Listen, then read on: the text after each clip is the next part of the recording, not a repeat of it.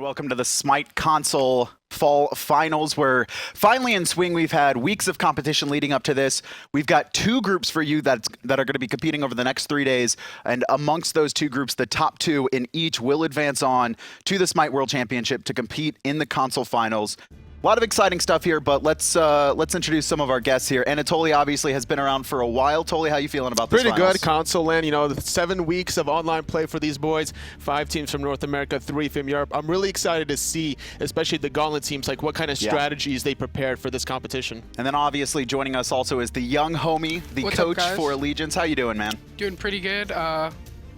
Feeling pretty good, and can't wait to see the games. What do you think about this first matchup before we get into it? Aware versus Cyclone is going to be our first match of the day. What are your base expectations? We'll get more in depth later, though. I think this is going to be like a pretty big matchup because like this could decide who goes to Worlds. Yeah. Because if Aware can get a 2-0 and say if Elevate splits, Aware has a very good leverage over Elevate of who goes to Worlds. Yeah, and let's actually go over those groups real quick. Again, we're divided into 2. There are 5 North American teams competing here and 3 European. Obviously, the North American scene a little bit more boisterous here. And there's 2 groups. One, we'll take a look at them here in a second. Don't worry, we got it. First group here is going to be Rival, Eager, Soar, and Excel. And this is honestly the group that we're thinking is one of the more scary ones. Obviously, Soar coming in 3rd in this group, but I mean, they've been competing at a high level for quite some time, homie. Yeah, they've been competing at the high level for as long as I can remember, especially for this split right here. And then Rival obviously had a phenomenal regular split as well. Especially considering the last split in the SCL Summer Finals. They were struggling a little bit during that against the North American teams, but they made good adjustments, picking up Watson for the solo lane, and Excel coming in this group from the Gauntlet stage, being able to not really qualify through the regular online play. I'm really excited to see what they brought to the table. And then obviously we have a second group. This one actually, many are saying, are on a little bit on the weaker side, kind of teams that have fluctuated. Not a lot of consistency out of this one. Allegiance really that strong presence in this group, and they're going to be joined by Aware, Cyclone, and Elevate. Why don't you talk to me a little bit about your team, homie? We basically dominated this split and last split. We won the last lane. Coming into this one, we feel very confident, and a lot of the players in our group are like a lot of LAN rookies. So we think we can abuse the fact that we're comfortable on LAN against all these other teams. And what's most important is the fact that you guys didn't make any roster changes, no role swaps. You know, even though Eager was really close to defeating you guys in the best of 5, they made that role swap between the support and jungle. And I mean, obviously you guys are feeling confident heading into this LAN, I think, in the group you've drawn. But we have 3 days of Smite action here. We're going to go over the schedule a little bit. These groups, they're going to be competing side by side, but they're not going to be playing really against each other. They are going to be competing in their own groups. The first match of the day here, we are going to have Aware taking on Cyclone. Now, this match, you know, you went into it a little bit earlier, homie. Who is the kind of big factor for Aware? The big factor for Aware would without a doubt be Layers of Death. Coming into this match right here, I expect him to go completely off and hopefully carry his team to victory.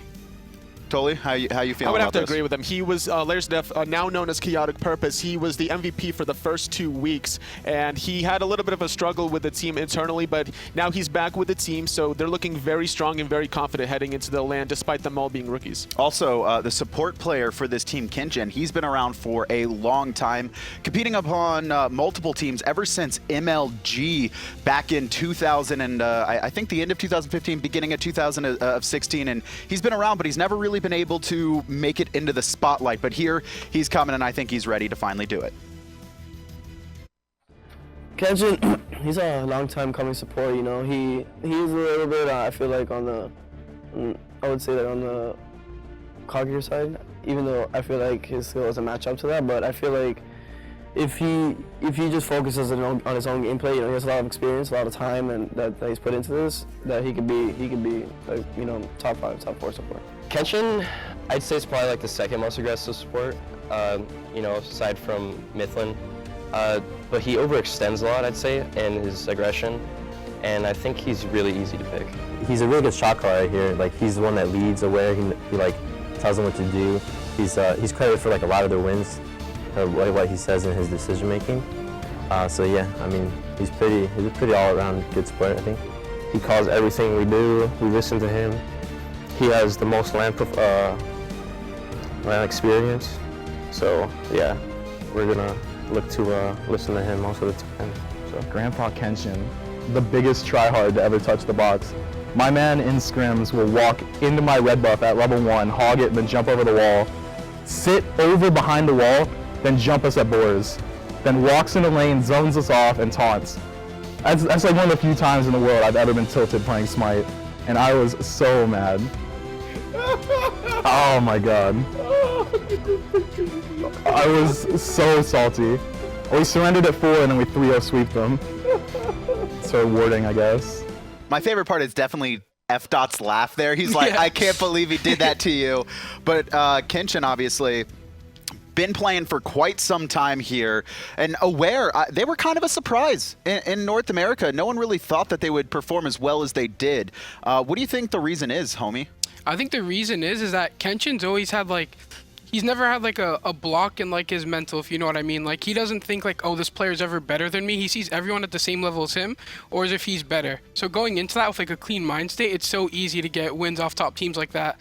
As in the first back-to-back that they had in week 1, they beat us 2-0 and Soar 2-0. The 2 of the 3 strongest teams in NASEO right now. Some people say that's arrogance. I say that's confidence coming from Kenshin. He's listed as an aggro support, but all I see is confidence coming out of him. And another aggro support is definitely DineOhSaw playing for CycloneGG. A lot of the interviews from the players listed him saying that the one bold trait about him is just his just lack of fear whenever he goes into these team fights. Fearless really seems to be the name of the game for him, and honestly, I think that's going to be very important. You know, you brought it up yourself how kind of your LAN experience is going to pay off here, and Cyclone's coming in as, you know, kind of a bottom team. Europe as a whole wasn't really able to produce even 2 strong teams like they had been able to in the past. This time they've really only got Rival. Everyone else under Rival has just been trying to catch up, and you really do need that fearless play style to play against the best in the world. Yeah, DineOhSaw definitely has to bring it to his team, and then he's also coupled up in his dueling for no Styley. Another one of these aggressive hunters that's been known for more of the Jingwei and the Freya, but whenever he gets these 2 gods, you can really see him excel and then take these bold moves. Yeah, a lot of teams really have been relying pretty heavily on the Jingwei. I mean, what is it about this character for, you know, if no Styley ends up getting that's, you know, so dominant? I think a lot of people really just like her hyper farm, because on Xbox and LAN especially, you get to late game every single game almost, unless you get completely outplayed early. And Jingwei's late game is insane with the AoE crits, and her ulti is very good to like escape or for confirmation. Well, we're into picks and bans here. Cyclone, definitely the bottom card, and they're going to ban away Jingwei themselves. Also ban away Terra. Odin and Guan Yu instantly banned by Aware, so very fast banning phase, and a first pick of Erlang Shen. Now, this could go over to DineOhSaw support as well. He's been known to play these kind of warrior supports, and surprisingly enough, Aware banning away the Odin. Normally, it's the first pick that ban away the Odin. It's trying to dictate a raw pick or that kind of style, but because of that Odin pick being off the table, it's a very safe opportunity for Aware to pick up that raw for sustain. And immediately the Bacchus locked in. This is really fast pick and ban phase right now. Sobek and Soul locked in as well. Obviously the Sobek for that anti-heal. And the Nemesis, which is a very strong counter to Sobek right after that, homie. What I think about this picks and bans, especially the first game of a LAN, is both teams, like, they have like a little idea of what people are going to do from the previous SEL matches, but they don't know like anything what they're coming into with this LAN unless stuff has been leaked. And as you can see, their soul leader, Ezzuna on Cyclone, he loves Sobek, and Sobek's a really good pick in the raw because you can throw him out of position and he has healing debuff. So first picking raw without knowing that he loves Sobek solo is definitely going to be a detriment to Aware Gaming. Is that really that big of a detriment, though, if it's in solo? Obviously, support's going to have more of an impact on that mid laner for the first half of the game, but you kind of did mention a lot of the games are going late. Well, it really matters if Cyclone's mid-jungle can just hold the fort down. If they can hold it down and let Ezzuna farm up, get his three items online, or just get that breastplate online so he can rotate mid and just disrupt the Aware Gaming backline, then maybe Cyclone can take raw down. Do you expect ChaoticPurpose here to be aggressive against Ezzuna Sobek right off the bat, obviously not wanting to transition into these team fights? Yeah, for sure. Another thing about Layers, he's like super good on Nemesis. Like, he played Nemesis against Soar when Soar was trying to qualify for LAN, like they needed to 2-0 to qualify for LAN. And Layers of Death dropped 22 kills on Nemesis in one game. In every single scrim he plays, he always has over 15 kills on Nemesis. So if they're gonna pick these like tanky comps into Layers, I expect Layers to just have a field day on Cyclone. And you can see, right, the Sobek and Erlang, the Erlang more than likely going to support, we're assuming, in that Sobek into the solo. I mean, yeah, Nemesis is a great counter to those. Bans here starting to pick up again, though. Fafnir and Zeus taken away by Aware, and then On Her and Robin by Cyclone. Interestingly enough, but also to pair up with the Nemesis, it's also already a mobile comp out of Aware between the Raw and the Nemesis. Obviously, Raw's passive will give him that extra movement speed. Bacchus is not going to be really afraid to initiate, especially with it being played onto Kenshin. So we're going to need to see Cyclone find a way to really limit the mobility, but already picking up Amaterasu, just synergizing even more. One thing I am a little bit worried about for Aware is we started to see this Raw picked up for kind of two different things. One, the sustain, obviously. Everyone knows sustain comps have come back into the meta a little bit more, but also kind of that combo potential where you have that, you know, jungler that comes out, hits up the guaranteed CC. We saw a lot of Erlang Shen, and you get the guaranteed Raw snipe. You have the Bacchus, but the other characters don't really enable that as fluidly as some others will. We could see potentially KhaoticPurpose picking up the Wrath to guarantee the Raw snipe. It has to be perfectly executed because the timing window is exactly the same, but by picking up the Wrath onto KhaoticPurpose now, this also opens the door for him to potentially look for those invades in the solo side jungle. Well, Cyclone going to round out their lineup with Neith and Fenrir. What do you think about this draft from Cyclone? I'm ecstatic for this game right here. Both teams have got a lot of gods that they both like. Ezzuna, Sobek, Kenshin's Bacchus is another thing. Kenshin's probably at least top 2 aggressive support today. He got his Bacchus. Ezzuna got his Sobek. The mid laner got his Raw. Layers got his Nemesis. This is going to be a complete bloodbath, this game, I think. Also, Cyclone, I could tell that they studied with their bans because DoctorL has such a high percentage pick with Ravana, and Cameron likes to play super aggressive with On Her, and that On Her ban was super good. Really targeted bans. And the final lock-in is actually Izanami. We've seen a lot of people flux on whether this is good or not. What do you like about her, homie? I just love that you could just farm. Then once you hit that like level 15 mark with your 75% attack speed bonus, and she's like literally like the Kali of ADCs. If she gets that level 15 mark, she just rotates and kills your entire team. All right, final thing. One word, prediction. Cyclone or Aware for this game? Gotta support my former teammate Kenshin and say Aware Gaming's gonna take the W here. I gotta give it to Aware. KhaoticPurpose on the Nemesis is gonna be scary. I'm feeling Aware. That Nemesis probably shouldn't have gotten through, but we do have Caster standing by to bring you the game. F.Dot and Aggro, take it away. Thanks a lot, team. I completely agree. I think when I see that Nemesis online for Layers of Death or KhaoticPurpose, as he's known now, that's really scary to me. I think this is just going to be a troublesome match for the guys across the way. That's true, but Sobek for Ezzuna in the solo lane. I mean, Sobek, one of the best counters to Raw coming out of that solo lane. Ezzuna is just so high percentage with those plucks. We'll have to see if he's going to be as accurate at LAN as he is online. But I mean, you would expect that he'd be even more accurate here on LAN. Yeah, for sure. I think that Aware Gaming and CycloneGG is going to be a hot matchup. You got two middle-of-the-pack teams that I think are really trying to find something to really solidify themselves as a top team. And, you know, there's just a lot of things to talk about here. So with that in mind, we're going to give it over to Kevin and the guys on the desk and see if they can break it down even more so. All right, guys, just a little bit of a delay here. We're going to get right back into this match shortly. Now we do have a little bit more time, though, to kind of break down these compositions. You were talking about the Izanami from Aware, homie. Yeah. Talk to me about how this is going to work with the comp as a whole. I think this is gonna work. What was the question again? How well it's gonna work for Aware? Yeah, how's it gonna work for Aware, especially with the composition they've drafted? Now that I've thought about it for a bit, this is so awkward because they have so many gods that come late, and I feel like they have no CC in their comp, you know, to peel for Izanami or help Izanami get to mid/late game. So Izanami's gonna need a lot of help in left lane, and like I feel like their dual lane is just gonna get bodied by Sol or Neith and then the Sobek, because Izanami is one of the worst escapes in the game with her 3. Yep. It's really slow. It's great when you can get it going, but obviously such a long startup time, really easy to read where she goes as well. And yeah, I'm a little bit concerned about the CC as well. I kind of talked about it, how they had the Bacchus to synergize with the Raw, but I mean, you don't really have that consistent stun factor that's going to be able to bait out Purification, especially in those mid and late game team fights. No, you definitely don't have the same amount of control that CycloneGG has. They have the double roots between Neith and Erlang Shen, a cripple out of him, the knock-up obviously from Sobek, the pluck. Fenrir brings a decent amount of CC between his ultimate and his stun, but at the same time, I feel like Aware has the damage opportunity, and the longer the team fight lasts, they do have the sustain option. So as long as they're always next to their Amaterasu with the mobility to provide the disengage, they'll have have that sustain to come back into the team fight healthy and get ready for round 2. That's something. Movement for Aware is really high right now. The Nemesis obviously going to slow a lot of people, steal their speed. The Ama Aura, Izanami just kind of going to do Izanami things, but Raw also his passive, very fast, very mobile, and maybe it'll be trouble for Cyclone to lock that down, homie. Yeah, for sure. Like, Aware is... They got the Xbox comp, you know what I mean? Tons of movement speed, tons of sustain. It's going to be very hard for Cyclone to be Aware in these team fights, so I'm expecting Fenrir to get really good ganks on both side lanes, especially with like how easy both sides are to gank. Amaterasu doesn't have a jump. Fenrir can confirm all of his damage and force Amaterasu's ult every single gank, and it's going to give Sobek a lot of leverage in his lane to abuse the lane and rotate to abuse the Raw. And to that credit, I mean, Cyclone, they do have Hyperionnn in the jungle. Yes. A very tenured player as well. A lot of people might have remembered him from Zephyr. He did play in the SPL previously.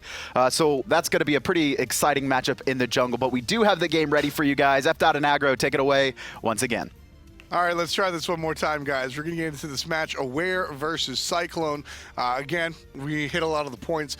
We heard what they had to say over there on the desk. How do you feel about the Izanami? I don't know if I like it being picked up this early on, especially in a game that could be really important for Aware. I mean, this is a game that if you can get an early 2-0 and really solidify yourself as a contender in this group, you know, everyone's expecting Allegiance to be the top card in Group B, but it's gonna be up for grabs. Who gets that second seed? Or possibly first seed along with Allegiance. That's the assumed winner. So this picking it this early on, I don't know. It's risky. I know Cameron likes it, but Cameron, usually you see him on the Neith. You see him on gods like Soul. So it's a little bit different to see him switch it up with this Izanami. Well, see, I'm excited. I'm on the other side of the fence because when it comes to Aware, I think you're looking at ChaoticPurpose. And that's kind of it. This team has sort of lived and died on his performance. If he shows up and he plays fantastically, well, this team, everything's going to come up Millhouse. If he decides to quit the team and literally not show up, I don't think they're going to be as successful. So Aware digging deep and trying something different to see if they can be a little bit more consistent. Cyclone trying to take a steal, and it looks like this one will be successful. Speed buff goes the way of blue. And that's the Wrath coming out of Ezzuna, the Guardian with the Wrath in the solo lane. Credit to DineOhSaw there. That's his sort of baby that he created. No Relic picked up right away from DoctorL, so this does give him the option to go back and pick up a Wrath to contest the one that Ezzuna has, or he can elect to go for the teleport anyways and just try and out-rotate the enemy. I'll always like that move, not going for the level 1 Relic. Really no reason until you actually back, and if your plan is to teleport, well then go for it. Always a fan of keeping things close to your chest. Right now, Cyclone off to a little bit of a lead. Are they going to go for that blue buff? Doesn't look like it. Instead, they'll just rotate over to the Gremlins and then pick up some mids. Exactly. You can pick up the Gremlins, you can pick up these mids, and because you know that the solo laner is on the right-hand side, Ra isn't going to be doing those left-hand Harpies either. So this means that Bloakley and Hyperionnn could probably clear this mid wave and then get the left side Harpies as well. Yeah, you can see the Nemesis still over there in lane with Aware, just helping out the Amaterasu. We talk a couple of times about how different characters can deal without the blue buff. So these early phases, this Sobek, not too big of a deal. He's going to get his mana back once he hits level 5 and he's able to ultimate. Amaterasu, on the other hand, a little bit troublesome. That's why you see Aware trying to go right for the blue buff instead of leaving some time for Cyclone to try to hit it. Sobek does need the blue without having that level 5 ultimate, but once he does, great double pin. Cameron going to take a ton of damage, fade away, but the curse is popped. It's going to be an early first blood going the way of DineOhSaw. Oh man, so many times we've seen the curse come out and be so important, especially for these level 3, level 4 fights over here in the left side lane, in the duo lane. So many times, Aggro, in every single league, on every single platform, you get somebody down to half HP and you just hit curse and everybody knows he's dead. And it's the shell on the side of Kenshin not used there, and a lot of times when you expect the enemy support to be picking up curse, you need to be picking up sprint. You need to have that relic to counteract it.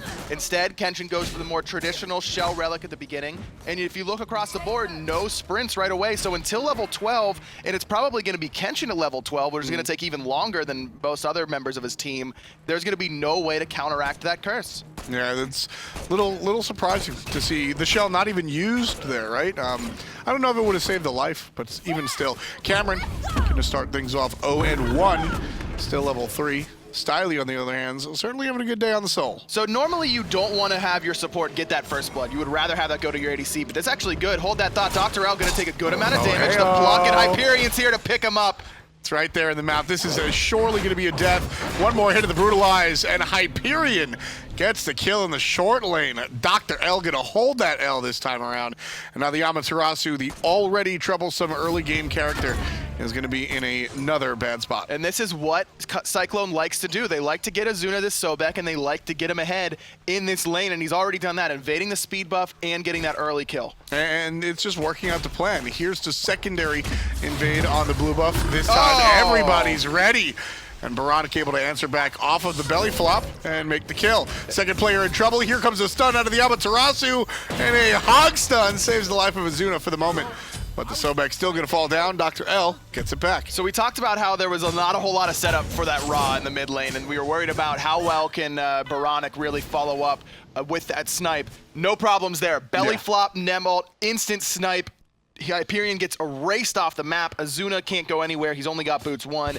Doesn't have that mobility. And I like the idea. We have the Wrath. There's no reason to give that up. But Aware is tenured enough. They know that you're going to be looking at that speed buff. Perfect rotation. Once you see 3 people there, you really have to give that up if you're Cyclone. A little bit too greedy there. Yeah, I thought it was a little bit too aggressive coming out from Hyperionnn. I think, you go in and it's 1-on-2. All right, you might get a little bit lucky. But as soon as the third player shows up, I was a little bit curious. Aware played that very well, understanding, like you said, exactly where the players were going to be. Love to see that adaptation. A lot of times I think you'll see some less tenured teams just sort of get invaded over and over again, but that's exactly how you have to respond to that. All right, they have our timer. They clearly know when we're gonna have our buff available, so you got to respond with the numbers. But they did steal away the red buff on the left-hand side, did Cyclone, so it's not all bad. The good news for Aware, though, is that DoctorL was able to get a kill and an assist there, and you can see he's already started to gain a lead back in this lane. He's up a level now and has about a 300 gold lead. Yeah, it's a very, very important kill coming out his way. Had the Sobek just gotten the kill before, and then Amaterasu didn't really respond, I think you'd see a little bit more of the struggle. In about 2 levels, Amaterasu is going to be able to clear the way very easily, and then she'll be able to rotate a little bit. But it's about that lead or lack thereof over there in the solo lane for the Sobek now. And as long as you're able to keep about half a level distance between yourself and the Sobek, I think the Amaterasu will be a little bit happier, and this is certainly going to help out. ChaoticPurpose with the hot gank. 2 ults, no problem. Ezzuna pops lurking the waters, but it's not in time. Hyperionnn spent so much time in the middle lane. Both buffs on the right-hand side have been up for quite some time, but Hyperionnn was so worried about getting those mid waves, leaves his solo laner exposed on the right-hand side. Ezzuna takes his second death, both kills for Aware on the enemy solo laner. Bad news bears right now for Ezzuna. He's 0-2-1 right now. You know, the Crocs really got to find a way back into this game. Nice double stun coming out of Hyperionnn. There's the Izanami ultimate, answered with Boronic. One shot for the Ra, another one for Styley. Make that 2. The Hunter is on fire. Looking for another kill on Boronic. So close. He's going to be able to get out just barely. Rotation coming in from ChaoticPurpose, going to dissuade the chase under the tier 2 tower. No Styley coming up huge there, cleaning up with the double kill. Really aggressive play there by Hyperionnn. Jumping in over the top of Kenshin into 2. He immediately gets ulted by both Izanami and Ra, but he trusts that no Styley's going to be there, and that's a really great sign if you're rooting for Cyclone, that Hyperionnn, who's just moved into this jungle role for them, that's really trying to get some synergy there, is trusting his teammates already and playing this unselfish version of Smite. Hyperionnn is exactly what I want to see right now. If I'm rooting for this team, or if I'm on this team, and I want to see if everything's working out. 1, 2, and 2. I think Hyperionnn has suffered maybe one of those deaths due to being over aggressive, right? But you ask any coach, any player in the league, it's always easier to have a player be over aggressive and reel him in rather than have somebody too timid. I think you know something similar on your old teammate Chapo right there, right? You could say so. There was never a problem of me asking him to go in. It was usually the other way around, or me telling him to stop diving Phoenixes at 4 minutes, you know. The normal stuff. Yeah, well, you're a little passive guy anyway, so I think there's a happy medium. My name's Aggro, man. Of course I'm going to be passive. It's so funny that your name is Aggro, because you're anything but. Hyperionnn, on the other hand, certainly staying true to my co-caster's name right now. In the enemy jungle, all over the place. But right now, it's Aware Gaming that are going to be looking for the Gold Fury. Quickly peel off. Just because they knew that midway was being cleared and they could see that they were the rest of Cyclone was starting to rotate in to that left side jungle. DineOhSaw has been doing a great job of being in the face of the enemy this entire time. He got that early first blood. He hasn't gone Watcher's Gift, but he does have that huge gold lead 500 gold for the first blood bounty, of course, but he's done a great job farming. In fact, the support player's on top. He's gone for the damage he's gone for the damage boots, he's gone for ninja tab eyes, so he's going to be throwing out those auto attacks as much as possible. I love the playstyle coming out of DineOhSaw right now. Yeah, I mean, when you're going to play these warrior supports, another ultimate coming out. Bloakley this time seals the deal. Nice little teleport coming out from Amaterasu. Likely to see the dead canine. Last hit from a distance. DoctorL. Love the teleport in from DoctorL there. Plus, I mean, Boronic has been on point with every single snipe thus far. Has really warranted this raw pick early on, despite the lack of setup. He's able to hit it without it. You know, you said that before, Aggro, and I just got to disagree a little bit. When it comes to Ra, his ultimate hits so quickly and so efficiently that Kenshin by himself, I think a belly flop is more than enough setup. You usually want 2 big setups like that without having to use your ultimate. That's why a lot of times you'll see pin, you'll see things along that line. Hold that thought, actually. Ezzuna out of man on this right-hand side. Nemesis is out, getting that extra protection. He's got to pop this lurking in the waters, just try and trade out. But I don't know if it's going to be quite enough damage. No, DoctorL going to be able to survive by the skin of his teeth. I would like to see an early pop out into a nice little tail whip, sickening strike to lengthen his lifespan a little bit. Might have been able to find a kill there, but not going to be the case this time around. Blue team starting the Gold Fury, surrounded by Aware. Let's listen into Aware as they take on the Gold Fury. I have all. They're going out. Look up. I'm behind them. They're looking for you. Careful. Okay, I gotta get out. Go help me. Careful. Jump you on the back. Yeah. Fenrir got my work. Yeah, I can get that. Yeah, I can get that work. Our Smite Neith has Sentry, but she's not using it. Erlang has the mana. Fenrir's here. Erlang no mana in right lane. Okay. I'm gonna check LA heal next time it comes up. Yeah. Awesome. Erlang no mana. We could probably, can we pull this? Okay. Can we pull this? Awesome. Erlang has the back. Erlang has the back. I have ult. We can cubby. We can cubby also. And Fenrir has no beads. I have ulti. Pull it. Start pulling it. Let's bait it. You look for the flop. We're pulling it. Yeah. I have a heal. Jump. We can. Fenrir's up there. Nice. So when I say Nice. Right here. Yo, backflip. I'm down. Backflip down. I have no mana. We need to go. He's here. Gold. Get by yourself. Yeah, go. Go. Get by yourself. Do this. Nice. You can go for free. Okay. Yeah. It's fine. I think someone's coming to it. Yeah, look for it. Got it. Yeah, I didn't even die. Are you out? You didn't die? What? They might catch you. He has that for me. Right there, you can hear Aware Gaming, thanks to Steel Series, really discuss and go in, not go in. Right now, Cameron's going to go back to base the hard way. DineOhSaw just straight up soloed him right there. That's the support, getting the kill onto the enemy hunter. But to be fair to Cameron, DineOhSaw is the same level as him. He used the curse, and he's got attack speed boots and wing blade. That isn't a support, really. You keep saying this word support, Aggro.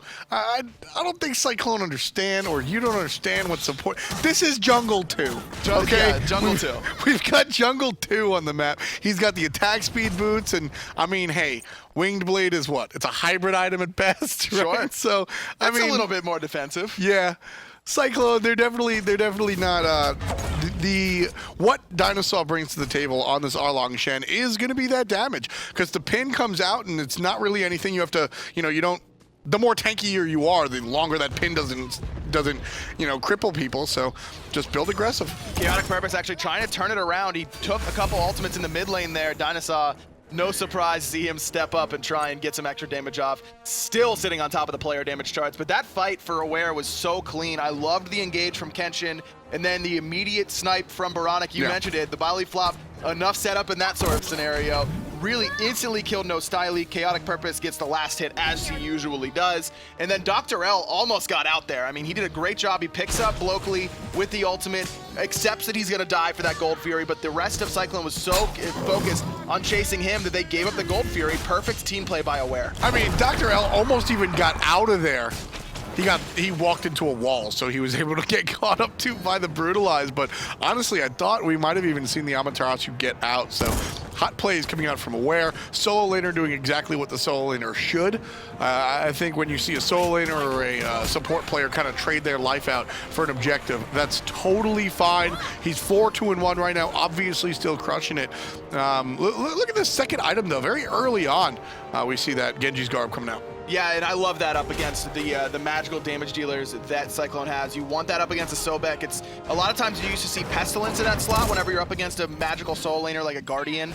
You just want some magic or some defense up against your lane opponent. But Genji's Guard does such a great job. It's so cheap. It's so efficient. I love this item. It's going to allow the spam coming out from the swap. Here's everybody showing up in the mid lane. Ultimate used by the Fenrir, and he's going to follow up the dashes. Hyperionnn with the perfect brutalize, but Boronic just right down the middle, firing the lasers. And DineOhSaw not going to be able to get out. Double kill for Boronic. Already has 4 in the 13 minutes we've been playing this game. Ezzuna makes the rotation, plucks Boronic back in, but I don't know if he's got enough damage. Oh, great double root coming out of the Bloakley. heal. Not quite inside the heal that he places. Has to get out with the use of the relic. And meanwhile, Cameron's rotation pays off. He's going to get a kill onto that Izanami, his first kill of the game. 1-3-3. I love the idea from Ezzuna, but he's not ahead. I mean, he's only level 12, and this is so surprising to me because Ezzuna was really the standout player for me on Cyclone. It was no Styley if he got Jingwei, DineOhSaw if he got Erlang, and Ezzuna when he got Sobek. Those were the standout names for me. Ezzuna got his Sobek, and he was dominant on this god in the online stages. But here, the first time in lane, I mean, they got off to a great start. They evade the speed buff. He gets an early gank in his lane, picks up an early assist on DoctorL. But he's just not been able to have that same effectiveness. And you're expecting to be able to use Lurking in the Waters between 4 people at 14 minutes based on how we've been playing up until this point. But when you're this far behind, you can't play like you always do. Yeah, I mean, when it comes down to it, I agree. Ezzuna on the Sobek has really been a nice point for Cyclone in my eyes, but there's one variable here. ChaoticPurpose on Nemesis. Nemesis really kind of spanks Sobek, and ChaoticPurpose on this character has been lights out for, the entirety of the season that he's been on the team. I agree. I mean, leaving that open, I liked the draft overall from Cyclone a lot, outside of leaving Nemesis open. I don't remember what their second ban was. I know they banned away Jingwei, but I really would have preferred to see a Nemesis ban. You do not want to give ChaoticPurpose or Layers of Death, as he used to be known, this Nemesis. Yeah, I mean, this is the character that, talking to the players yesterday, is there anybody, so you never ask the guys, are you scared of anybody? Because no, man, I ain't scared of nothing. Never, nah, no way, right? But if you say, hey, is there anybody that you're like kind of preparing a little bit more so for? Almost everybody answered like, well, just don't let Layers get Nemesis. Don't let ChaoticPurpose get Nemesis. That's gonna rough you up. And right here, I mean, Aware, that's a big part of what's making Aware be so successful at the moment. Him, and I gotta give a shout out to Boronic. Boronic has been a huge part of pretty much all of these really important fights. Boronic has played this game so well. I've been really impressed with his play on this character that we haven't seen him on previously, I don't think. And I really like the way that he's been playing it, because he used to be known as the guy who can only play Zeus. Yeah. That was his go-to tag. And for him to come out and pick a completely different style of God and look this comfortable on it really impresses me. And what I like the most about it is a little bit of aggression here. DineOhSaw walks a little bit too far. Gets ulted by 2 separate players. Belly flop it. There's going to be one of the first times we see Boronic a little bit off the money. Ult for ult. The dog's going to bring out the Amaterasu underneath the tower. Trouble for DoctorL. He can't get out. And DineOhSaw secures the kill. No Styley making the rotation in, but there's the World Weaver from onto ChaoticPurpose. The Sanctuary is good for now, but he's taking a lot of damage. Ezzuna lurking in the water is going to be able to pick him up. Finally going to get a kill onto that Sobek, his first of the contest here at 16.5. Boronic still trying to create some separation between himself and the tower. That's going to work out. Everybody from Cyclone going to retreat. Hyperionnn heading back to the jungle. Really solid fight there from Cyclone. I love the decision-making from Hyperionnn to immediately pick up DoctorL, wait out that dazzling offensive, and then pick him up. The problem is they don't recognize that they're leaving the Gold Fury wide open. No one is on the side of the map outside of no Styley. Well, he's going to show up with no Wrath available for Aware. I don't know if we're going to see them leash it here. They're gonna roll the dice, folks. Gold Fury goes down. It does belong to Aware, despite no Styley trying to do what he can. You should be able to secure that over a Stellar Burst every single day of the week, but we see it all the time. You should be able to secure it over an X-Ball branching Bola, but somehow it happens. Yeah, something along those lines always seems to go wrong. not that time for Aware. Even though they get the losing end of the engagement in the middle lane, they come out on top overall, picking up their second Gold Fury of the game. And that's how you have to respond, pretty much. Aware Gaming right now leading by about 2,000 gold, give or take, 11 kills to 10. So not too much of a spread right there as far as how active both teams have been. But you know, Boronic has been really exciting this match, and I love to see players like this. When you see him here at LAN, or you know, when you talk to him in person, he is one of the more soft-spoken people, right? Transonics and Wolves are known for being quiet.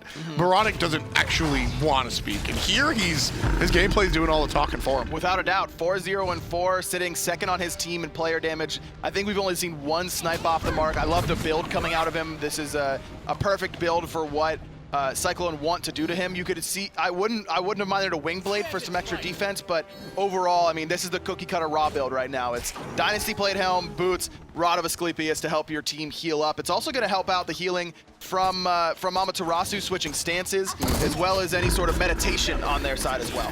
Here we go, DineOhSaw and Kenshin battling it out. Kenshin drops the jug, really of no consequence. Trading out ultimates there, support ultimate for support ultimate. I think I'm okay with that if you're on Cyclone. I think that getting that Intoxicate out at the cost of the taunt from DineOhSaw is definitely going to be worth it. Yeah, I mean, we haven't really seen DineOhSaw's taunt used to really set things up from a support standpoint. It's Bloakley getting a root, or really Hyperionnn just kind of picking somebody up in the dogmouth and bringing them back to everybody to sort of punch in the face. So, I mean, that's really, we're seeing more Hyperionnn initiation than DineOhSaw. I agree with that. And Hyperionnn, we haven't talked about it yet, but not going for any purification or really any defensive relics at all this game. He started off with that sprint, and we saw him kind of get abused for that. He wasn't able to purify or sanctuary any sort of the setup, and then he just doubles down on it. He says, I'm going meditation because he knew that Ezzuna wasn't going to be able to go meditation. He needed that teleport to keep up with DoctorL in the solo lane, and they still wanted that burst heal available to them in team fights. I don't really have too much of an issue with that, and usually I am Mr. Purification, right? You absolutely need it, but Bacchus is going to have a knockup that you can use purification on, but you're going to, let's say, half the time, because you got to see the initiation coming. Once you're in the air, it's not going to do anything for you. A lack of hard CC on the side of Aware, really. You're going to be able to get rid of Nemesis's slow with the sprint, so outside of DoctorL hitting you with an ultimate, there's really not anybody to hard lock you down. It's that belly flop that's really the initiation for Aware. Counter initiation coming out from Cyclone. One more time, it's Hyperionnn. He's got Kenshin under the tower. Kenshin's going to find an exit down the stage on the bottom. The rest of Aware filtering in from the top. Shell so big there for Kenshin, keeping him alive despite that Ragnarok, holding him under tower for an extended period of time. And this was a back and forth fight, but it's not back and forth once Ra drops that heal. Aware is totally fine with trading out poke, trading out anything along those lines because of the healing coming out Boronic. He already has almost 12K. One more time, this is exactly what we saw last time. Jump in from Kenshin, jump over the top from the dog, and this time it's Bloakley that gets the kill. However, Aware get what they came for. They trade their support for a tier 1 tower. Sprint pops, looks like Cyclone don't want to let this go. Pin is going to be good onto DoctorL, immediately into the setup. No Styley, still so healthy. Nice block. DineOhSaw going to be able to pick up the solo laner. Walking right in front of the Amaterasu, understanding exactly what her next move is going to be. Hyperionnn goes ahead and invades on the enemy speed buff while his team cleans up in the middle lane. Hyperionnn going to take it to the next level. Look for a blue, his team looking for a red. Complete jungle strip coming out from the guys on Cyclone. So it turns out that Cyclone's the one who ends up on top in that engagement. I mean, they trade out tier 1 towers, or they trade out their tier 1 tower in middle, yes, but they get both buffs on the left hand, or on the left and right. They get the speed and the red, and then they also get the kill on Kenshin. They could have tried to maybe force that engagement a little bit more and get that mid tower. I'm kind of surprised that we saw them split off that early on with the 5v4 advantage, but with the heals coming down from Ra, you don't want to push your luck there. So I do still like the call, and I know there's been a lot of talk about Boronic, but how about Bloakley? I mean, he's gonna get 2-1-7. He's top of the player damage charts. His roots have been on the mark every time. I knew he liked the hunters. We really see more of the Medusa coming out of him. They really ran this Medusa Erlang Shen composition quite a bit during the online stages, but looking very, very comfortable on this Neith as well. Yeah, you know, and what I like the most about it is that Bloakley, he's sitting there, I say quietly on top of the player damage, because he's not out here trying to find somebody to solo down. He's not Ezzuna popping his ultimate in the enemy jungle. He's really only taking charge during these team fights when it's absolutely necessary, and not only so, he's limiting his engagements to when it's absolutely necessary, and he's still winding up on top. every bit of that 10,000 player damage has been effective player damage. Without a doubt. Ezzuna makes the rotation, plucks Boronic, but the ultimate from Neith is on to Kenshin. The CC chain on Boronic's good. He does have Sanctuary available, but it's not going to matter. The dive is still on. And the ultimate out of Hyperionnn. This time he goes a little bit too deep. CaMeRxN finds the second kill on the Izanami. There's DoctorL on the backside with a nice little flank. Bloakley, he avoids some of the damage, but not the CC. DineOhSaw, on the other hand, he's going to get CC'd the hard way. KhaoticPurpose sends him back to base, and DineOhSaw sits down for the second time. Just way too much invested into that Raw there. Boronic still had both relics available. They were using so much. But there is a split push coming out from no Styley. DoctorL's made the rotation, and the rest of Aware is on the way. And here, no Styley's sticking around for a long time. Soul, it's what she does best, but how well can she get out? Here's the answer. Not going to be able to get out from that. You're trading your life for a tier 2 tower in that scenario. The problem is that the Gold Fury's up, and 3 members of Cyclone are dead. Ezzuna does have Wrath, so he could be looking for a play Showed here. his face too soon. I think he showed his face too soon there. But they get him. He gets him off the Gold Fury for now. Pluck is down. He's got to get in there soon. It's going to be in Wrath range. Just can't get there. And there's the Nemesis ult. He's already dead. Yeah, he's got to get away. KhaoticPurpose finds the one-hand basic. Brought to you by Hydra's Lament. And that's going to help out finding another kill. KhaoticPurpose, actually, I mean, there was so much talk about him, and deservedly so, coming into this game. Yeah, but absolutely. He's the one on bottom of the player damage charts for Aware right now. Doesn't matter. He's playing Nemesis. Well, usually when we see him play Nemesis, he's still top of the player damage charts. What we saw during the online stages, like Homie mentioned, he gets 20+ kills with Nemesis in a game against Soar.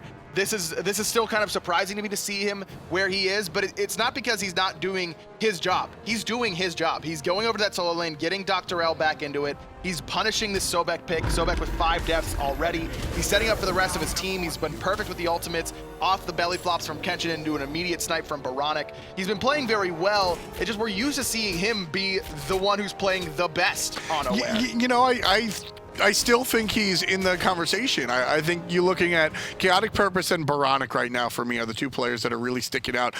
You look at Ezzuna, right? Ezzuna's top player damage on his team, and I don't think that Ezzuna has had nearly anywhere close to the impact that KhaoticPurpose has had for his team. The Nemesis pick a lot of the times, I don't mind seeing, you know, 2 and 8. Right now he's 4 and 7, or 4, 2 and 7 rather. Talk about the kills and assists. Nemesis is the character that is going to set up his teammates, her teammates, and then, all right, if the last basic or the last slice of dice claims a life, good for you. So right now, I don't care if he's absolute bottom on the player damage. And, you know, it's actually really funny. You look at him and Hyperionnn, the 2 who I think have impacted the game almost to most of their teams. They're at the bottom of the player damage. Well, DineOhSaw has been right there the whole time as well. Finds the pin onto CaMeRxN. He's not going to take too much damage, though. We haven't talked a lot about CaMeRxN either, but he's sitting second on the player damage charts right now. Yeah, these players are so high up, and I feel like they're making it's just not impactful so far. Well, you see the build coming out from CaMeRxN, kind of a hybrid. He goes for the Transcendence, really going for that power caster build almost. Actually, Bloakley gets picked off in the jungle. Hyperionnn get a jump aggressively with 5 members of Aware chasing him down. Yeah, and players are going to separate. Hyperionnn now go to the right side. Ezzuna going to show up and see if he can chase anybody away. Successfully so. Aware regroups in the mid lane. Double pin. No follow-up besides a little bit of a poke from Styley. And there comes Cyclone jumping right on in, following Kenshin. 3-man Intoxicate. There's a dark portal opened up. Boronic immunes the Ragnarok, but Ezzuna's chasing him down in the back line. Lurking in the water is going to do enough to allow Hyperionnn to pick him up, but Ezzuna may pay for it as well. And here comes DineOhSaw trying to spread all those AoE basics onto everybody. But the damage already has been done. 1 dead on the side of Cyclone and 2 sitting down for Aware. So Cyclone right now looking to surge up the mid lane, but cautiously so. Boronic finally takes his first death of the game, sitting at 26 minutes. To only die once on Raw means that you're doing your job correctly. That time, just a little bit too much damage for him to handle, despite having both relics. Ezzuna really has his sights set on that enemy mid laner, and for good reason. That's his job as Sobek. It's a perfect counter pick, and finally we're seeing him have the impact that they picked this Sobek for. And KhaoticPurpose is low on the player damage because I think you can look at the player damage from Ra and sort of attribute it to the Nemesis as well. So that's really where the 1-2 punch is coming out of. KhaoticPurpose is suffering the 1-2 punch. Nice little dash away as Ezzuna tries to pluck the Fire Giant. That one's not going to work out too well, bud. No, it isn't. That'd be awesome though if you could pluck the fire giant away. Like chalk? Yeah, like, well, we don't talk about those times. Ezzuna does have Wrath here, so that's why you see Cyclone being so aggressive on this fire giant pool, but Boronic is respawned and he's on the way. Yeah, I mean, these teams, they're getting really dirty here around the fire giant. DineOhSaw is low, likely gonna fall if somebody can find the hit, but a nice heal comes out first. Here comes Boronic on the backside, trying to heal up with the rest of his team, looking to re-engage in a couple of seconds now that the heal is down. Ezzuna's trying to find a way out on the right side, looking to do so. Nice little turnaround, and DoctorL gets the hit. Just not quite enough damage for Cyclone. Couldn't quite find enough to finish off KhaoticPurpose off that nice CC chain by the fire giant. The pluck a little bit off the mark. Ezzuna now sitting at top of the player damage charts, but still 6 deaths has really been picked on by KhaoticPurpose in particular on this Nemesis. That's been the game plan. I mean, you and I both noted, hey, Ezzuna on that Sobek, watch out, he's going to be good. And Aware said the same thing, and they made sure to make sure that, well, he wasn't really able to impact the game. No purification for CaMeRxN. Aggressive. No way to get out of that. Pulls him right into the tower. Bloakley gets the last hit. DoctorL able to use the Dazzling Offensive. They're looking at DineOhSaw, but he's not taking quite enough damage yet, but he will fall eventually. Love the Amaterasu play, stunned, and damage coming out on top of it. Hyperionnn can't get away. DoctorL gets the kill, but he's assisted by the smack out of Boronic. KhaoticPurpose goes deep, finds Bloakley. Now it's no Styley in a little bit of trouble.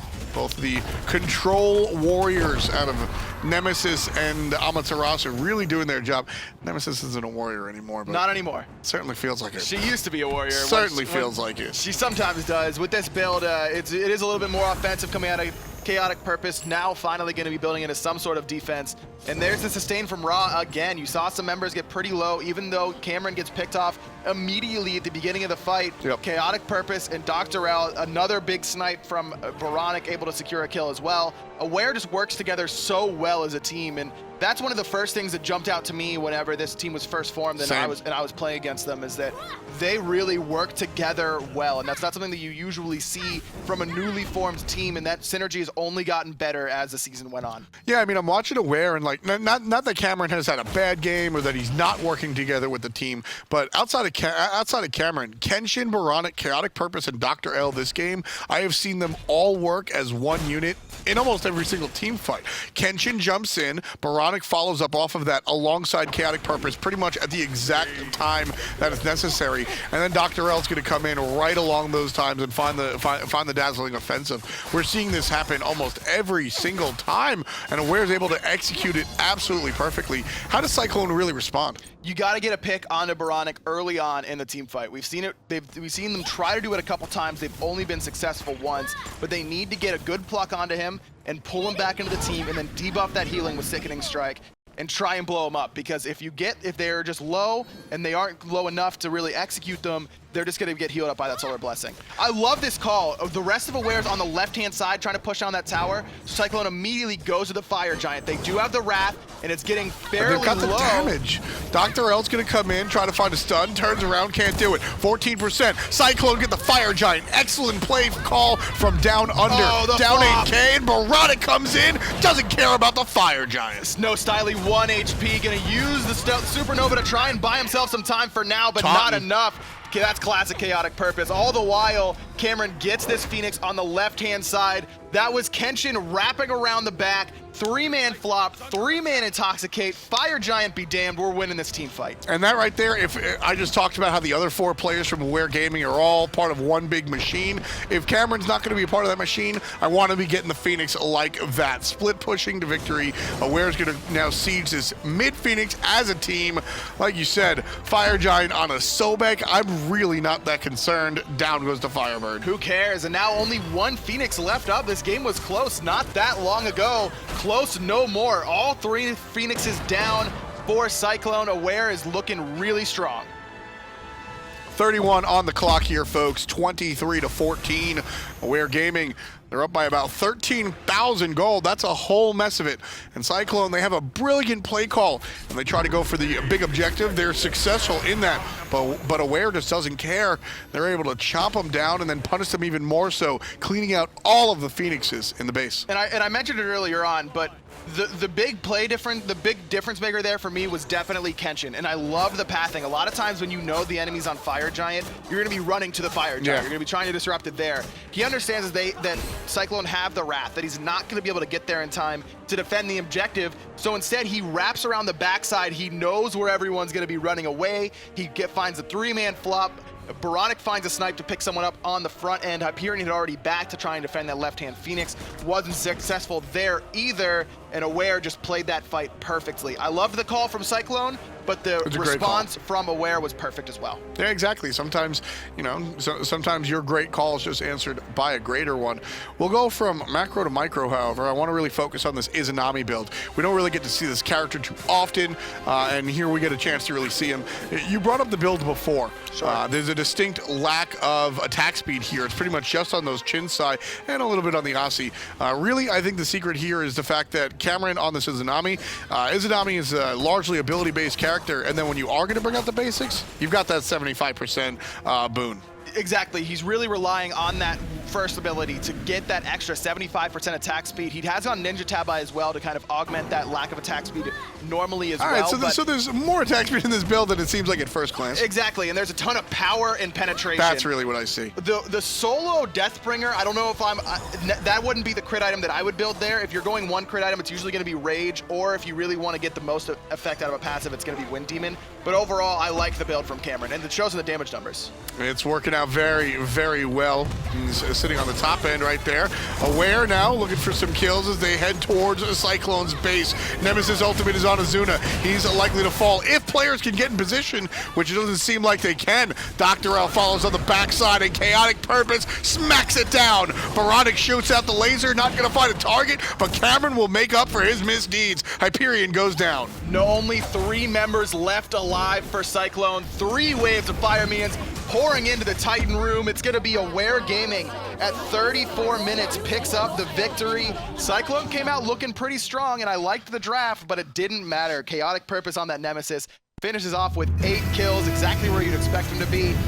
Really, really strong performance from Aware as a whole. And right there towards the end, all you could really hear was the Nemesis taunt over and over again.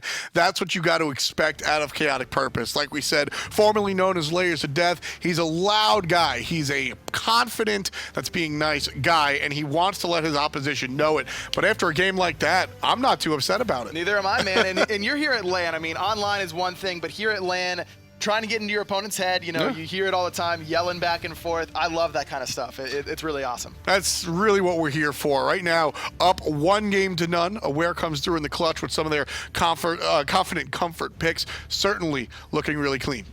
Absolutely. I mean, the thing for me, though, is that Cyclone still put up a really good fight. In Aware, I think a lot of people expected Aware to come in and really roll Cyclone. A lot of the NA teams don't do enough research on these European SEL teams, and that could come back to bite them. I mean, Cyclone definitely showed a lot of promise. Bloakley on that Neith looked very strong. Ezzuna, despite the rough stretches of the game and despite the counter pick, did find a way to make an impact at times. If they can ban away that Nemesis and find Ezzuna the Sobek, I think he'd have a lot more success. For me, it's the other side. Nemesis and Ra were a little bit too powerful. How do you guys feel on the analyst desk?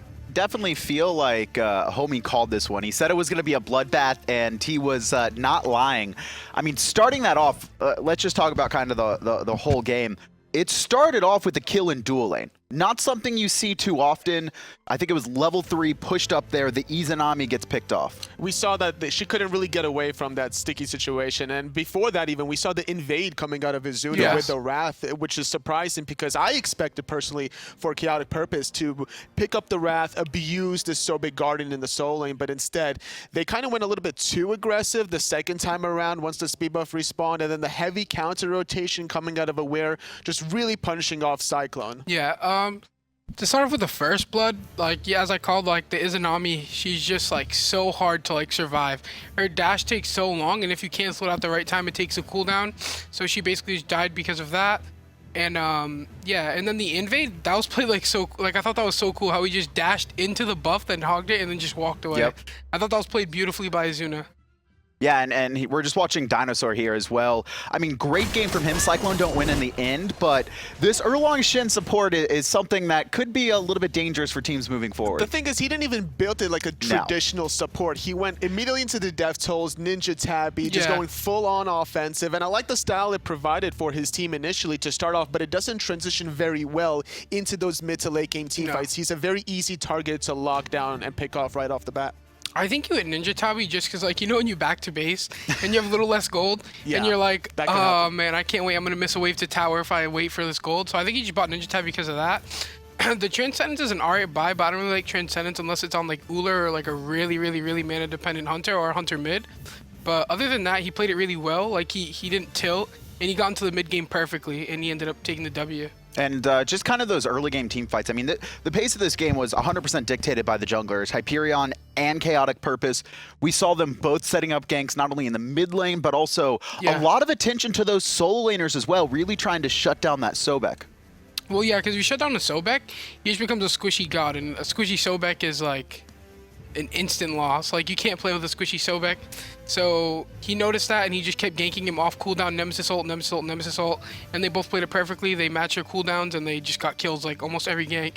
And DoctorL playing the Amaterasu, he was doing some good things as well. You know, teleporting in that mid ward initially was really nice. That was nice. But he did a little bit of inconsistent things as well, trying to dive a little bit too hard onto that tier 1 tower initially, and then Hyperionnn just being very patient with his Fenrir ultimate, waiting for the Amaterasu ultimate to finish so he can guarantee lock him down under that tier 1 tower, find those easy picks for his team. Homie, where do you